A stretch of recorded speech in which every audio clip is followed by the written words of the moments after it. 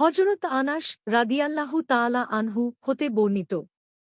তিনি বলেন, নামাজে শরিক হবার জন্য ঘোষণা প্রসঙ্গে আগুন জ্বালানো ও সিংগায় ফুঁক দেবার প্রস্তাব হল। এটাকে কেউ কেউ ইয়াহুদী ও খ্রিস্টানদের প্রথা বলে উল্লেখ করেন।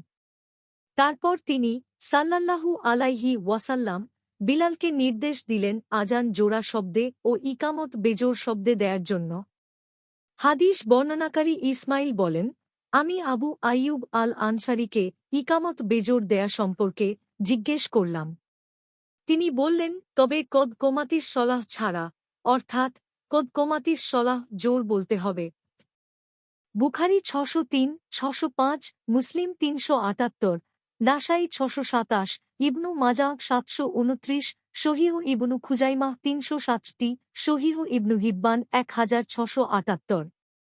মিশকাতুল মাসাবিহ ৬৪১। হাদিসের মান সহিহ। আজান শব্দের আভিধানিক অর্থ হচ্ছে ঘোষণা দেয়া। শারিয়াতের পরিভাষায় বিশেষ কিছু শব্দের মাধ্যমে নামাজের সময়ের ঘোষণা দেয়াকে আজান বলা হয়।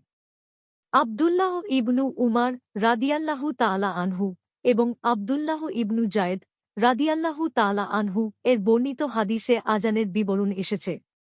প্রথম হিজরিতে আজানের প্রবর্তন হয়।